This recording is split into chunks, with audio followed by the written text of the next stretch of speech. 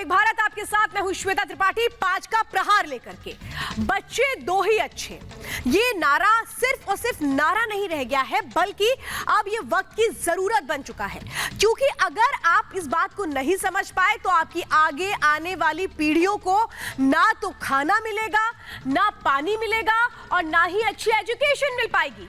ये बात आपकी चिंता बढ़ा रही होगी इस बात को सुन करके, क्योंकि अगर आबादी विस्फोट इसी तरीके से होता रहा, जनसंख्या वृद्धि इसी तरीके से होती रही, तो फिर आगे आने वाले वक्त में संसाधन ना सिर्फ अपर्याप्त हो जाएंगे बल्कि कुछ भी हासिल नहीं होगा। और इसीलिए उत्तर प्रदेश में अब नई चाइल्ड पॉलिसी सामने आ रही है, जिसका ड्राफ्ट बन करके तैयार हो गया है। इस ड्राफ्ट में सुविधाएं भी हैं तो सख्ती भी है। और आज 5 के प्रहार में हम यही सवाल करेंगे कि जब उत्तर प्रदेश में चाइल्ड पॉलिसी ड्राफ्ट तैयार हो चुका है, तो ऐसे में इसको धर्म से जोड़कर क्यों देखा जा रहा है? क्या हर बात में धर्म की सियासत जरूरी है? और इसीलिए पहला सवाल आज 5 के प्रहार में मैं पूछने जा रही हूं कि वो लोग जो इस मामले को राजनीति से जोड़ रहे हैं, क्या ये जरूरी है? क्या भविष्य को सुरक्षित रखना जरूरी नहीं है? पहला सवाल, जनसंख्या नीति से विपक्ष को आखिर आपत्ति क्या है? दूसरा बड़ा सवाल आज हम पूछेंगे 5 के प्रहार में, जनसंख्या पर लगाम धर्म का बीच में क्या काम है? तीसरा बड़ा सवाल 5 के प्रहार में कि बच्चे दो ही अच्छे, इस बात को क्यों नहीं है समझते? चौथा बड़ा सवाल आज 5 के प्रहार में, जनसंख्या विस्फोट पर धर्म की राजनीति क्यों और कब तक होती रहेगी? पांचवा बड़ा सवाल 5 के प्रहार में, वोट बैंक की आड़ में देश हित से समझौता कब तक होता रहेगा? इन सवालों के साथ डिबेट की शुरुआत करेंगे, लेकिन उसके पहले रिपोर्ट।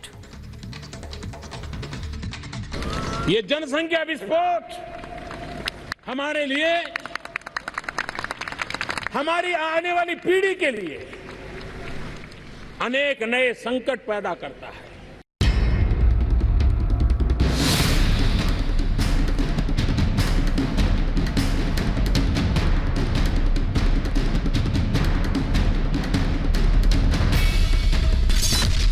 बढ़ती आबादी पर अब यूपी में सख्ती। आज की आवश्यकता है कि जनसंख्या नीति आ जाए। आ रहा है जनसंख्या नियंत्रण कानून। हमेशा जनहित में कोई भी कानून लाते हैं और देश की सबसे बड़ी जरूरत है, क्योंकि हमारा देश बहुत बड़ा देश है।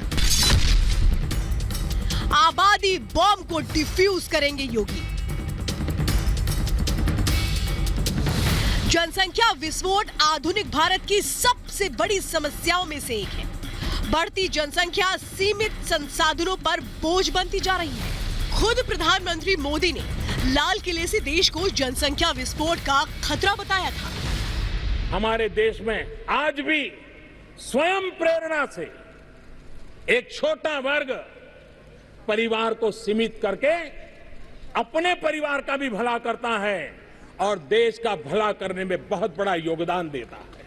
छोटा परिवार रख के भी वो देशभक्ति को ही प्रकट करते हैं, वो देशभक्ति का अभिव्यक्ति करते हैं।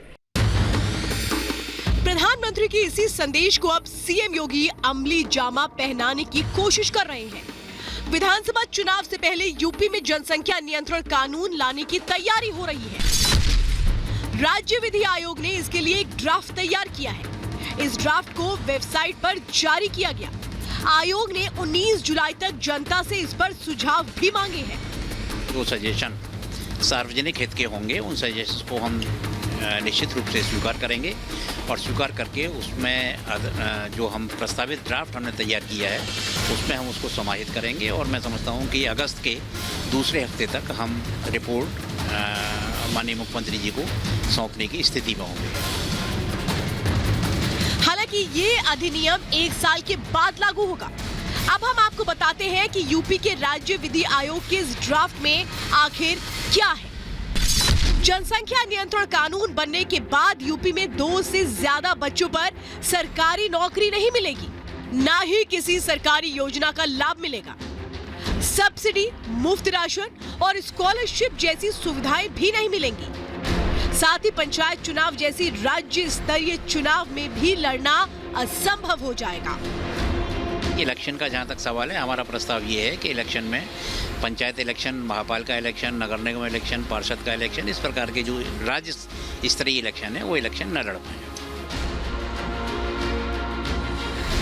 जनसंख्या विधेयक 2021 के अलावा योगी सरकार 11 जुलाई यानी कल जनसंख्या नीति का ऐलान भी करेगी। साफ है कि योगी सरकार जनसंख्या विस्फोट पर ठोस कदम उठाने वाली है, लेकिन हर बार की तरह एक बार फिर विपक्ष राजनीति करने से बाज नहीं आ रहा। ये भारतीय जनता पार्टी की आदत है कि वो शोर मचाना शुरू कर देते हैं। आपने ब्लूप्रिंट राजनीतिक दलों के सामने, पार्लियामेंट के मेंबर्स के सामने, किसी के सामने रखा है? आप सिर्फ मुद्दे बनाते हैं और चुनाव से पहले बनाने की कोशिश करते हैं। 7 साल से केंद्र में भारतीय जनता पार्टी की सरकार है, 4.5 साल से उत्तर प्रदेश में भारतीय जनता पार्टी की सरकार है। इन्होंने जनता के लिए कोई काम तो किया नहीं। आप चुनाव में जनता के असली मुद्दों से ध्यान भटकाने के लिए ये सिर्फ मार्केटिंग इवेंट करते हैं। इनको जनता की समस्या से कोई लेना देना नहीं। 21वीं सदी के भारत के लिए जनसंख्या कितनी बड़ी समस्या है, ये ना सिर्फ यूपी की जनता को पता है, बल्कि देश की 130 करोड़ जनता भी इससे भली भांति परिचित है। योगी सरकार के इस फैसले का स्वागत करने की बजाय विपक्षी पार्टियां वोट बैंक की राजनीति कर रही हैं। जनसंख्या जैसी समस्या पर राजनीतिक रोटी सेकने वालों पर करेंगे 5 का प्रहार। तो सवाल यह है कि हर एक बात को धर्म से जोड़ दिया जाए, हर एक बात में धर्म की राजनीति शुरू कर दी जाए, ये क्या सही है? क्योंकि हर किसी को पता है कि जनसंख्या विस्फोट कितना बड़ा विस्फोट होता है और इसको रोकना कितना जरूरी है। मेरे साथ खास मेहमानों का पैनल है। जयराम विप्लव जी इस वक्त मेरे साथ जुड़ चुके हैं, बीजेपी के स्पोक पर्सन है। मेरे साथ वसीम रिजवी भी इस वक्त जुड़ चुके हैं, former chairman Shia Waqf board. हमारे साथ विष्णु शंकर जैन जी हैं, लॉयर हैं, पिटिशनर फॉर काशी केस। आप सबका बहुत बहुत स्वागत है। मनोज तिवारी इस वक्त मेरे साथ जुड़ चुके हैं, कांग्रेस के लीडर हैं। मेरे साथ इस वक्त एडवोकेट असगर खान जुड़ चुके हैं। मेरे साथ शादाब चौहान जुड़े हुए हैं, नेशनल सेक्रेटरी है पीस पार्टी से। और इस वक्त मेरे साथ मेरी सहयोगी सीधे ग्राउंड से जुड़ी हुई हैं, सृष्टि पांडे। लखनऊ में वो मौजूद हैं, वो लोगों के बीच मौजूद है और इन लोगों से ही मैं समझूंगी इस ड्राफ्ट को लेकर उनकी क्या सोच है, क्योंकि लोगों की राय भी मांगी गई है 19 जुलाई तक कि वो बताएं कि वो इस ड्राफ्ट को लेकर क्या सोचते हैं। सृष्टि, मैं आपके पास आऊंगी, लेकिन उससे पहले मैं आपको वो तस्वीरें दिखाती हूँ जिसको देखने के बाद हर कोई कहता है कि आखिर इतनी भीड़ आती कहां से है, आखिर इतने लोग कहां से आ जाते हैं। देखिए, ये वो तस्वीर है जो बढ़ती आबादी का सबसे बड़ा उदाहरण है। और अगर ये आबादी इसी तरह से बढ़ती रही तो आप ये अंदाजा लगा लीजिए कि आपके पास अच्छा खाना उपलब्ध होगा, क्या पीने का पानी उपलब्ध होगा, क्या आप अपने बच्चों को अच्छी स्कूल भेज पाएंगे, क्योंकि यही वो समस्या है जिसको रोकने के लिए ड्राफ्ट तैयार किया गया है उत्तर प्रदेश में। अब एक और तस्वीर मैं आपको दिखाती हूं कि आखिर ये जो एक के बाद एक तस्वीरें हैं, ये चिंता बढ़ाती हैं, डर पैदा करती हैं कि आगे आने वाले भविष्य में क्या होगा, क्या कुछ बचेगा, किस तरह से जिंदगी जी जाएगी। और इसीलिए मैं आपको बताती हूं कि आखिर ये जो ड्राफ्ट है, इस ड्राफ्ट में बातें कौन कौन सी बड़ी बातें हैं वो जरा आप तस्वीरों में आपको बताती हूं। वो बकायदा एक तरह से आप बताएं प्रेजेंटेशन भी ली गई उत्तर प्रदेश के मुख्यमंत्री योगी आदित्यनाथ की ओर से। ये देखिए ये जो ड्राफ्ट बन करके तैयार हो चुका है, जो 11 जुलाई को पेश किया जाएगा, कल यानी 11 जुलाई को पेश किया जाएगा। और वो जो नीति है, जनसंख्या नीति, उसकी जो ये प्रेजेंटेशन थी वो खुद देख रहे थे उत्तर प्रदेश के मुख्यमंत्री योगी आदित्यनाथ, जो ये कह रहे थे कि खुशहाल परिवार के लिए 2 बच्चों से ज्यादा बच्चे ना हो, आबादी कंट्रोल में की जाए। और इस ड्राफ्ट में है क्या? जो ड्राफ्ट आज अपलोड हुआ है आयोग की साइट पर, वो है ये ड्राफ्ट है। देखिए, ये ड्राफ्ट है जिसमें साफ तौर पे लिखा गया है कि ये बहुत जरूरी है अच्छे खाने पीने के लिए, अच्छे रहन सहन के लिए, और इसीलिए ये ड्राफ्ट तैयार किया गया है। ये भविष्य को देखने के लिए तैयार किया गया है। और इस ड्राफ्ट की मुख्य बड़ी बातें क्या क्या है वो भी अब मैं आपको समझाती हूं, क्योंकि इस ड्राफ्ट को लेकर ही बहुत सारे लोगों के मन में कंफ्यूजन है। लेकिन डिबेट की शुरुआत होने से पहले मैं उस कंफ्यूजन को दूर करना चाहती हूं। सरकारी नौकरी नहीं मिलेगी अगर ये पॉलिसी नहीं मानी जाती है तो किस तरह से लगाम होंगी।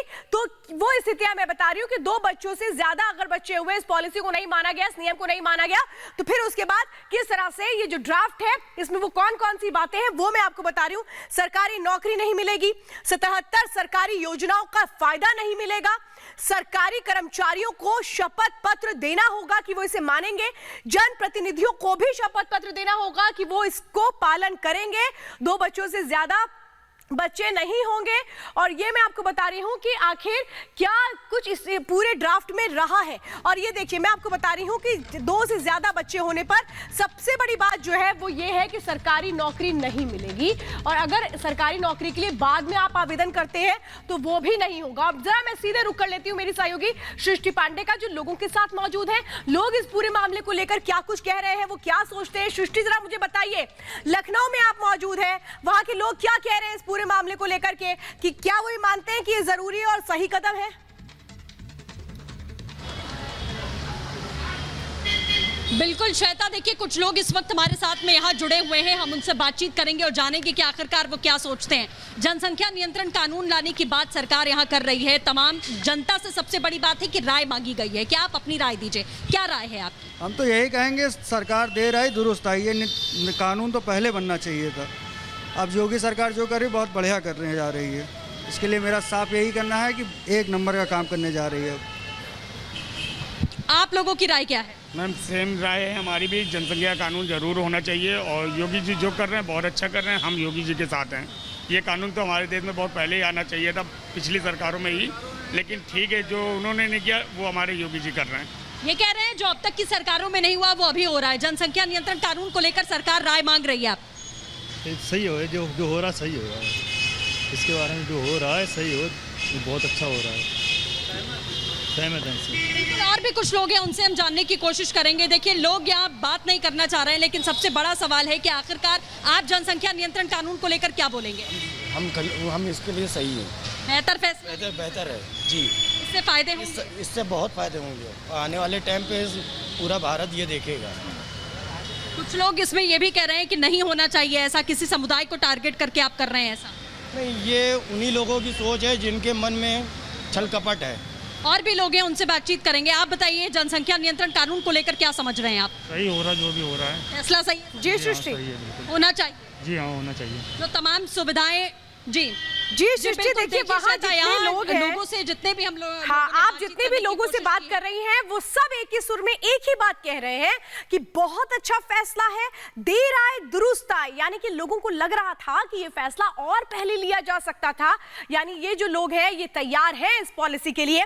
मेरे साथ खास मेहमानों का पैनल है इस वक्त। सृष्टि, मैं आपके पास दोबारा आऊंगी। वसीम रिजवी जी और एडवोकेट असगर खान के बीच में जरा डिबेट चाहती हूँ। एडवोकेट असगर खान जी, अब तो लोगों ने भी कह दिया है कि बहुत अच्छा फैसला है, देर आए दुरुस्त आए, आप भी स्वागत करते हैं इस फैसले का?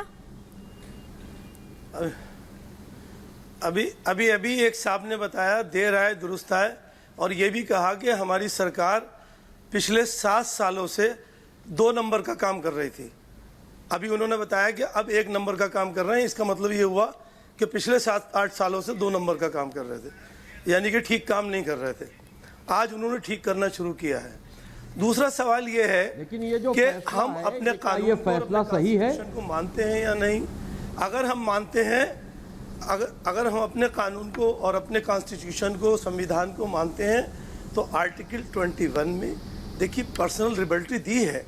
ये पर्सनल लिबर्टी का मामला है, इसमें बिल्कुल कोई रोक टोक नहीं होना चाहिए। जहाँ तक धर्म का सवाल है, किसी धर्म का कोई जिक्र नहीं है, ना किसी धर्म का कोई नाम ले रहा है, ना किसी धर्म वाले ने कुछ कहा है।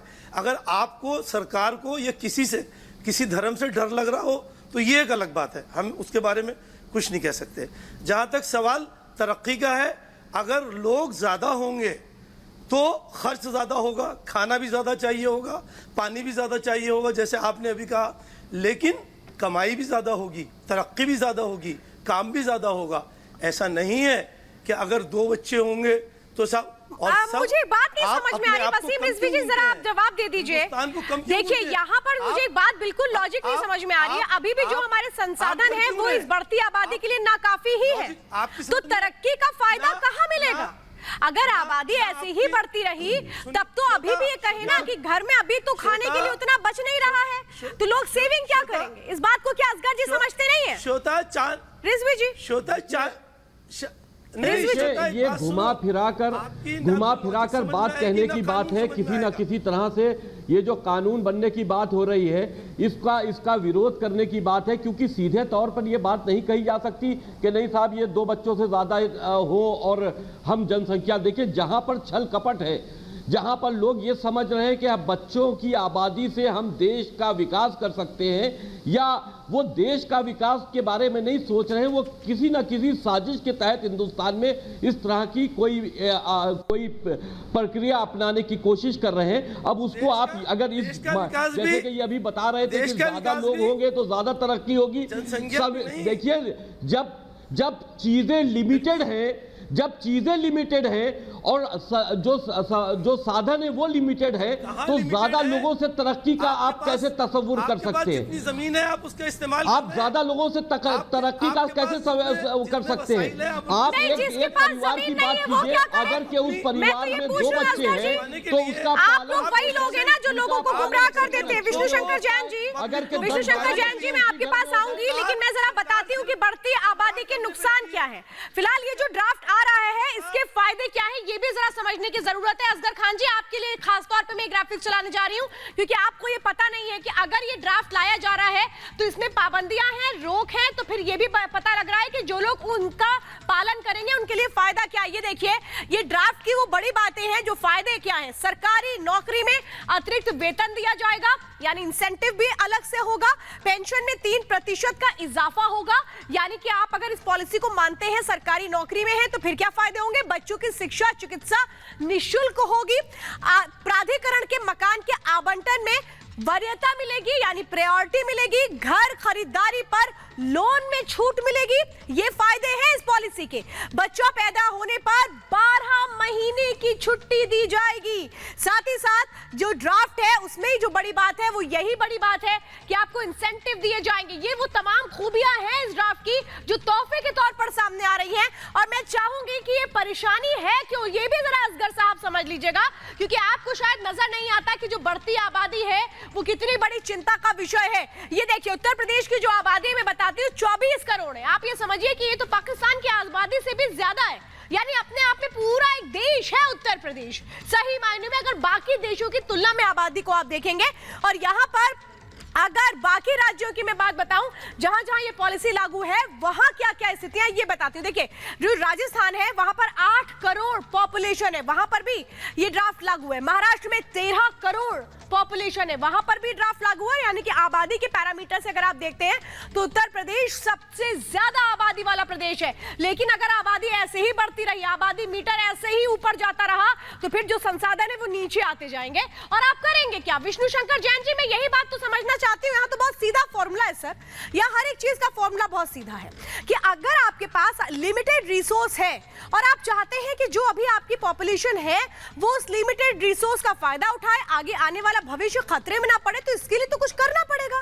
उसमें इन लोगों को, असगर खान जैसे लोगों को आपत्ति क्यों होती है सर? लिमिटेड। अरे एक मिनट, असगर खान जी आपसे नहीं पूछा सर, विष्णु शंकर जैन जी से पूछा है। विष्णु शंकर जैन जी, नहीं, देखिए श्वेता जी, मैं लॉ के साथ इकोनॉमिक्स का स्टूडेंट भी रहा हूं, और इकोनॉमिक्स का बहुत फिक्स प्रिंसिपल है कि अगर किसी भी देश को तरक्की करनी है तो उसका पर कैपिटा इनकम सबसे ज़्यादा होना चाहिए। अगर आप अमेरिका का पर कैपिटा इनकम उठा के देखेंगे, जापान का पर कैपिटा इनकम उठा के देखेंगे, तो वो किसी भी हिंदुस्तानी के इनकम से बहुत ज़्यादा है। तो सवाल ये बनता है, मैं असगर खान साहब यहाँ पे आर्टिकल 21 का जिक्र कर रहे थे, मैं असगर खान साहब का अटेंशन ड्रॉ करना चाहूँगा और आप सारे पैनलिस्ट का। आर्टिकल 25 भारतीय संविधान का ये कह रहे थे इनको राइट टू लाइफ है, राइट टू रिलीजन है। राइट टू रिलीजन आपको प्रथा का संरक्षण करता है, कुप्रथा का संरक्षण नहीं करता है। आर्टिकल 25 की स्टार्टिंग ही होती है subject to public order, health और मोरालिटी। अगर सुप्रीम कोर्ट शबरीमाला को अनकॉन्स्टिट्यूशनल डिक्लेयर कर सकता है, ट्रिपल तलाक पे रोक लगा सकता है, तो जनसंख्या नियंत्रण पे भी कानून आ सकता है। और मैं एक बात और बताना चाहता हूं, भारतीय संविधान की एंट्री, भारतीय संविधान का शेड्यूल 7 लिस्ट 3, उसका एंट्री है 20A, बी से है भारतीय संविधान की एंट्री शेड्यूल 7 में लिस्ट 3 में, जिसमें वर्ड यूज्ड है population control and family planning. मतलब राज्य सरकार भी उसके लिए कानून ला सकती है। तो ये कहना कि राज्य सरकार को कोई कॉम्पिटेंस नहीं है, ऐसा गलत है। 3 जनवरी 1977 को इंदिरा गांधी की सरकार ने ये एंट्री संविधान में अमेंड करके लाई थी, तब तो असगर खान साहब ने विरोध नहीं किया था। आज अगर यूपी सरकार उसके लिए कानून ला रही है तो इनको विरोध किस बात का? और मैं आपको बताऊं इनको विरोध किस बात का है। इस ड्राफ्ट बिल का जो असगर खान साहब बोलेंगे नहीं, मैं बता रहा हूं, इनको ड्राफ्ट बिल के आर्टिकल सेक्शन 19 का विरोध है, जहां पे यह है कि अगर आपकी 4 बीवियां भी हैं, आप बच्चे 2 ही पैदा कर सकते हैं। इनको इस बात का विरोध है। इनसे पूछिए, अगर इन्होंने ड्राफ्ट बिल पढ़ा हुआ है तो इनको सबसे ज्यादा दुख दर्द इस बात का है कि अगर मेरी 4 बीवियां हैं तो मैं 2 बच्चे क्यों पैदा करूं। सवाल इस बात का नतीजा चाहते हैं। नहीं, वो बात देखिए सर, वो आप अगर उस डिटेल में जाएंगे ना, अगर मैं कहूंगी विष्णु शंकर जैन जी, वो वक्त भी याद दिला दीजिए। यहाँ पर लोगों को आप गलत बातों के जरिए गुमराह नहीं कर सकते ना सर। मैं जरा जाऊंगी जयराम विप्लव जी और मनोज तिवारी जी के पास, मैं जरा डिबेट को आगे बढ़ा लूं। असगर साहब, आप ना इमरजेंसी वाली बातों को मत बताइए सर। यहाँ पर ये बात नहीं हो रही, यहाँ बाकायदा ड्राफ्ट बनाया गया है, बाकायदा कानून बनाने की तैयारी हो रही है और उस ड्राफ्ट पे लोगों की एक रजामंदी भी मांगी गई है। आप जबरदस्ती की बातें मत करिए। चाइना का नाम क्यों नहीं लेते? मैं चाइना का नाम तो ले रही हूँ, चाइना में भी तो पॉलिसी लागू थी, चाइना में भी तो पॉलिसी लागू थी। जयराम विप्लव जी और मनोज तिवारी जी, जयराम विप्लव जी, मैं तो ये नहीं समझ पाती हूँ, सरकार का विरोध करने के लिए ये बातें कही जाती हैं, वाकई में इन बातों का कोई तथ्य होता है जो असगर साहब यहाँ कर रहे हैं? देखिए श्वेता जी, आपने बहुत अच्छे से एक्सप्लेन किया अपनी रिपोर्ट में कि संसाधन कम हो तो आबादी पर नियंत्रण देश के लिए, दुनिया के लिए आवश्यक है, अनिवार्य बन जाता है। और मेरे मित्र असगर खान यहाँ पर कह रहे थे कि आबादी बढ़ेगी, बच्चे ज्यादा होंगे तो कमाई ज्यादा होगी। अरे साहब, कमाई तो ले आओगे, लेकिन सांस के लिए ऑक्सीजन कहाँ से बढ़ाओगे? खाने के लिए भोजन कहाँ से लाओगे? अन्न कहाँ से बढ़ाओगे? वो एक लिमिटेड रिसोर्स है। अरे मैंने टाइमर चला दिया आप लोगों के लिए, चलिए आज मैंने आपको और मौका एक दे दिया। असगर साहब, आ रही हूँ आपके पास, विप्लव जी को बात पूरी करने दीजिए। दूसरा, जनसंख्या नियंत्रण कानून की बात हो रही है, यहाँ पर मुस्लिम जनसंख्या नियंत्रण कानून की बात या हिंदू जनसंख्या नियंत्रण कानून की बात नहीं हो रही है। तो 2 बातें तो साफ है, या तो ये मानते हैं कि जनसंख्या को बढ़ाने में असगर खान इनकी ज्यादा भूमिका है, इसलिए ये इतने तिलमिला रहे हैं। इन्होंने क्यों ये मान लिया? ये बिल तो सभी नागरिकों के ऊपर समान रूप से लागू होगा ना। ये कानून जब जनता के सुझाव से कानूनी रूप लेगा, संवैधानिक रूप लेगा, तो ये तो सबके ऊपर लागू होगा।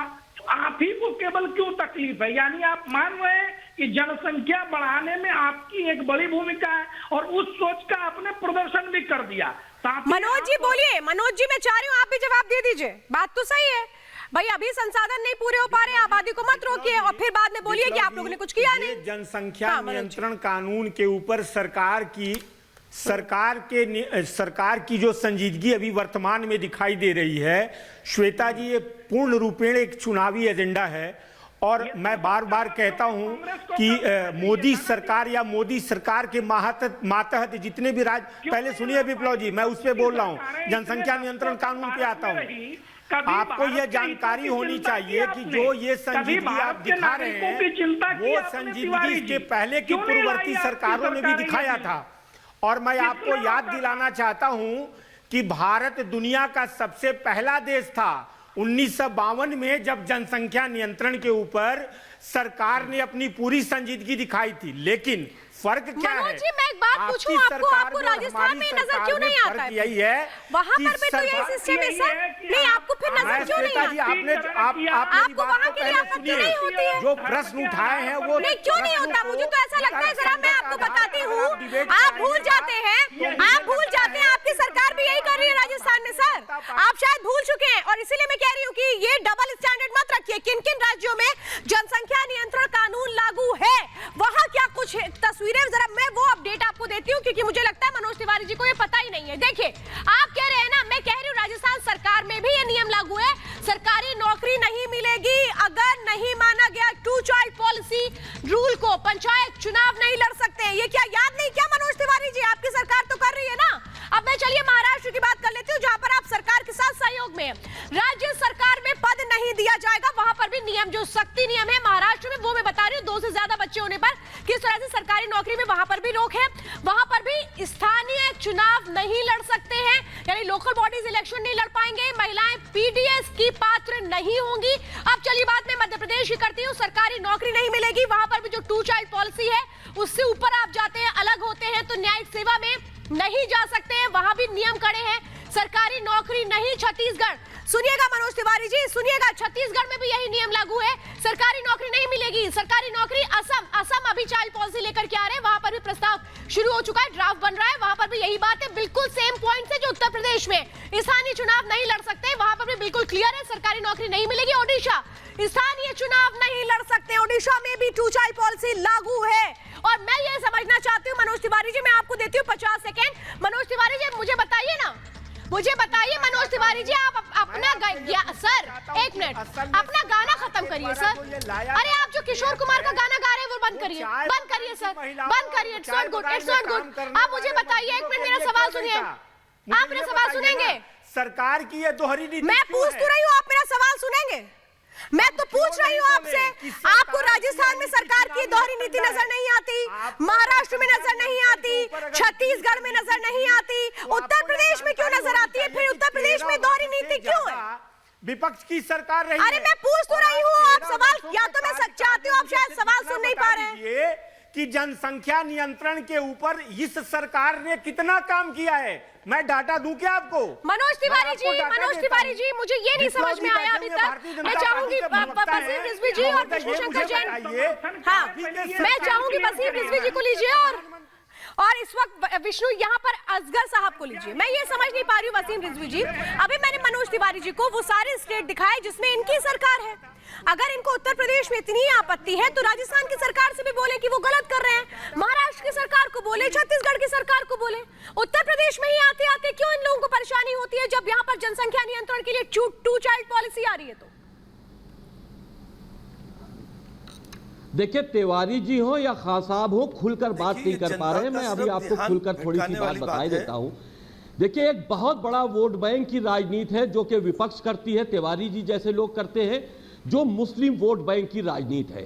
खान साहब का अपना लक्ष्य ये है कि मुस्लिम आबादी को बढ़ाओ। ये इसलिए धर्म से जोड़कर देखा जाता है, पॉलिटिक्स से जोड़कर देखा जाता है। यहाँ पर लोग कहते हुए डर रहे हैं, लेकिन मैं आपको स्पष्ट इस बात को बता दूं कि धर्म से इसलिए जोड़कर देखा जाता है कि जो धार्मिक मुल्ला है उनका विदेशी फंडिंग से एक यहाँ पर एक इंटरनेशनल एक फंडा चल रहा है जो इस देश को कमजोर करना चाहते हैं या इस देश में किसी ना किसी साजिश के लिए एक कोई ना कोई षड्यंत्र कर रहे हैं जिससे वो चाहते हैं कि मुसलमानों की आबादी बढ़े और तेजी से बढ़े। अब सुनिए पहले मेरी पूरी बात। और तिवारी जी जैसे लोग उनको वोट चाहिए, देश में आग लग जाए उनसे कोई मतलब नहीं है। देश के अंदर चाहे मुसलमानों के जरिए बड़े बड़े विस्फोट कर दिया जाए उनसे कोई मतलब नहीं है। आतंकवादी गतिविधियां चरम सीमा पर पहुंच जाए उनको कोई मतलब नहीं है। उनको अपने वोट बैंक चाहिए है। भारतीय जनता पार्टी के खिलाफ हिंदुस्तान में उनको वोट चाहिए है मुसलमानों का, इसलिए उनको। मिसगर साहब सुनिए, मुझे बता दीजिए, असगर खान साहब एक मिनट वसीम रिजवी जी आपकी बात पूरी हो गई। मैं असगर खान साहब मेरा सवाल सुन लीजिए, क्यों परेशानी सर मेरा सवाल सुन लीजिए, उसके बाद जो आपकी प्रीफिक्स माइंडसेट में बैठी बातें हैं ना वही आप रखेंगे, मुझे पता है। असगर साहब आप क्या चाहते हैं? आप ये चाहते हैं कि 4 चाइल्ड पॉलिसी हो जाए, 10 चाइल्ड पॉलिसी हो जाए, आप ये चाहते हैं? अरे नहीं, मैं पूछ रही हूँ, सीधा सवाल दीजिएगा। अरे और अगर मगर मत करिएगा। मैं ये पूछ रही हूँ आपसे, कोई अगर मगर नहीं कर रहा हूँ। आप इधर उधर मत भागिए, अरे असगर साहब, हिंदुओं के लिए 2 कर दिया जाए, सवाल सीधा जवाब। नहीं, मैं सीधा सवाल पूछ रही हूँ। अगर आपको आपत्ति है, मैं तो सीधा सवाल पूछ रही हूँ। अगर आपको आपत्ति है सर, आपको आपत्ति किस बात पर? हिंदुओं के लिए रिजवी साहब एक मिनट, मुसलमानों के लिए रिजवी साहब एक मिनट, आपको आपत्ति किस बात पर? रिजवी साहब इंसान बनो। नहीं, मुझे एक मिनट सुनिए सर, मुझे बताइए। रिजवी साहब, अरे भाई, मैं इंसानियत की बात कर रहा हूँ। अगर कोई इंसानियत के पक्ष में कोई प्रस्ताव आ रहा है, इस देश की एक प्रॉब्लम है, जनसंख्या विस्फोट हो रहा है, अनलिमिटेड दायरे में जनसंख्या बढ़ाते चले जा रहे हैं। समझ में आ रहा है आपके आगे आने वाले भविष्य को, पीढ़ियों को बचाया जा पाए, उनके लिए कुछ किया जाए, इसके लिए ये जरूरी है सर।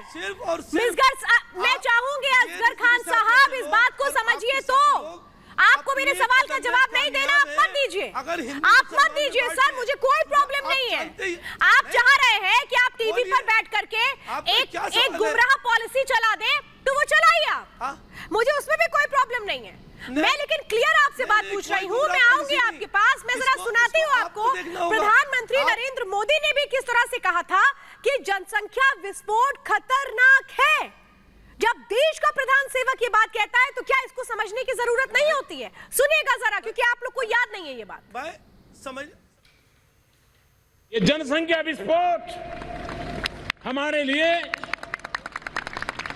हमारी आने वाली पीढ़ी के लिए अनेक नए संकट पैदा करता है। छोटा परिवार रख के भी वो देशभक्ति को ही प्रकट करते हैं। विष्णु शंकर जैन जी, मैं आपसे समझना चाहती हूं, क्योंकि यहां पर अभी तक मुझे स्पष्ट जवाब नहीं दे पाए मनोज तिवारी जी, जिनसे मैंने पूछा राजस्थान, महाराष्ट्र, छत्तीसगढ़, जहां पर उनकी सरकार है, वहां पर भी तो ये नियम लागू है, वहां पर क्यों नहीं आपत्ति होती है? असगर साहब तो नई कहानी गढ़ रहे हैं, उनका बस चले तो 10th चाइल्ड पॉलिसी ले आए।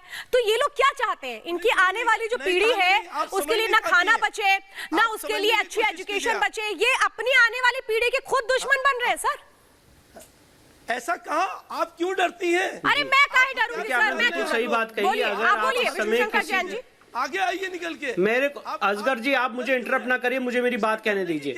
देखिए, अगर आप देखेंगे श्वेता जी, तो इन्होंने इस इशू को पूरा कम्युनलाइज कर दिया है। मैं इस इशू का, अगर आप कम्युनलाइज कर रहे हैं तो उसका आप ये एंगल देखिए, और मैं ये बात आपकी शो पे बहुत संजीदगी से कहना चाहता हूं। सेक्शन 494 आईपीसी का, जो किसी भी हिंदू को ये इजाजत नहीं देता है कि वो एक से ज्यादा शादी कर सके, वो एप्लीकेबल है, वो इनके ऊपर एप्लीकेबल नहीं है। सेक्शन 494 आईपीसी का, उसको मैंने सुप्रीम कोर्ट में चुनौती दे रखी है कि वो कॉन्स्टिट्यूशनली अनवैलिड है, और सेक्शन 494 एक समाज को तो पनिशमेंट देता है, दूसरे समाज को नहीं देता है। तो आप ये देखिए, अगर आप इस इश्यू को कम्युनलाइज कर रहे हैं तो हिंदू समाज ने इस देश की तरक्की के लिए कितना बड़ा कंट्रीब्यूशन दिया है। जहां पे हमने एक बीवी से शादी करने का रूल माना है, 2 बच्चे का रूल माना है, और आज असगर खान साहब ये कह रहे हैं, मैं तो हैरान हूं आपके शो पे बैठ के, मैं शौक हूं, ये आपके शो पे बैठ के कह रहे हैं कि इनको राइट टू लाइफ है, 4 बीवी करने का और अनलिमिटेड बच्चे पैदा करने का इनको राइट टू लाइफ है। तो मैं इनसे कहना चाहता हूं कि आप ठीक है, आपको राइट टू लाइफ रखिए, उसके बाद आप ये क्यों चाहते हैं कि गवर्नमेंट आपको सब्सिडी दे? उसके बाद आप ये क्यों चाहते हैं कि आपको निकाय चुनाव लड़ने पड़े? उसके बाद आप ये क्यों चाहते हैं कि आपको सारी फैसिलिटीज मिले?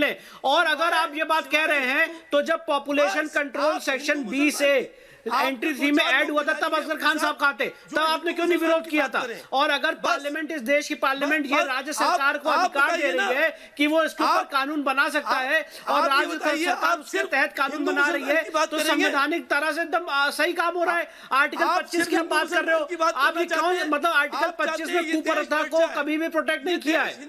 आपका क्या, आपका ये फंडामेंटल राइट है कि आप इतने सारे बच्चे पैदा करेंगे? इस देश का विभाजन धर्म के आधार पे हुआ था, ये बात मैं कहना चाहता हूं आपके चैनल पे। और अगर जिस तरह से पॉपुलेशन बढ़ रही है किसी भी एक वर्ग की या समुदाय की, तो ये देश दूसरे विभाजन के कटार पे खड़ा होगा। आपको मालूम है कि अगर पोलराइज होंगे तो वो आपकी कामयाबी है। शादाब जी जवाब दीजिए, शादाब जी जवाब दीजिए। शादाब चौहान मेरे साथ अभी भी जुड़े हैं। शादाब चौहान जी जल्दी जवाब दीजिए विष्णु शंकर जैन जी की बातों का। पीनल प्रोविजन ऐड करिए। इनको चुप कराइए तो मैं जवाब दूं। हाँ, विष्णु जी, मैं 30 मिनट से कंटिन्यूअसली सुन रहा हूं, तो मुझे विश्वास है कि 1 मिनट अनइंटरप्टेड मुझे दिया जाएगा। सबसे पहले जनसंख्या नियंत्रण पर योगी जी को भागवत जी और साक्षी महाराज जी से चर्चा करना चाहिए, जिन्होंने कहा था कि हिंदुओं को ज्यादा से ज्यादा बच्चे पैदा करना चाहिए। सवाल नंबर 2, जो लोग कह रहे हैं, लालच दे रहे हैं कि जो ऐसा करेगा उसको नौकरी मिलेगी वरना नहीं मिलेगी, मेरा सवाल यह है कि अगर कोई व्यक्ति 2 शादी करता है और पहली बीवी से 2 बच्चे हैं, तो दूसरी पत्नी उस महिला को मां बनने का अधिकार क्यों छीन लिया गया?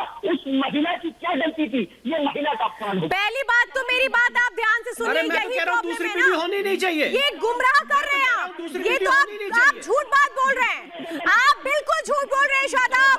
मैं इस बात को बिल्कुल आपकी जाने नहीं दूंगी टीवी पर ऑन एयर। आप झूठ बोल रहे हैं। मैंने पूरा ड्राफ्ट पढ़ा है, उस ड्राफ्ट में ऐसा कहीं नहीं लिखा है। आप मुझे बताइए ड्राफ्ट के कौन से पेज पर लिखा है? आप मुझे बताइए पॉइंट कौन सा है ड्राफ्ट में जिसमें बात लिखी हुई है?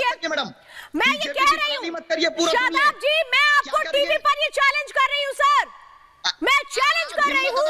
अगर आप पॉइंट सही कह रहे हैं तो आप मुझे बताइए ड्राफ्ट में ये बात कहाँ लिखी है? आप मुझे वो ड्राफ्ट बताइए ना, कहाँ लिखा है? ये ड्राफ्ट मेरे पास पूरा है सर, मैं आपको वो ड्राफ्ट दिखाती हूँ। आपने ड्राफ्ट पढ़ा है? आपने ड्राफ्ट पढ़ा है?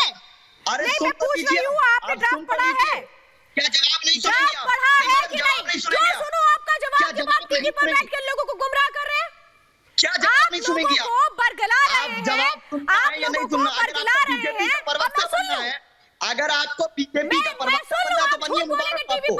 आपको इसी चीज का पैसा मिलता है क्या? आप किसी आपको इसी चीज का पैसा मिलता है? बोला अभी आपने? बीजेपी अभी आपने क्या बोला? सर मुझे सुनिए, मुझे सच बोलना है, मैं बोलती रहूंगी।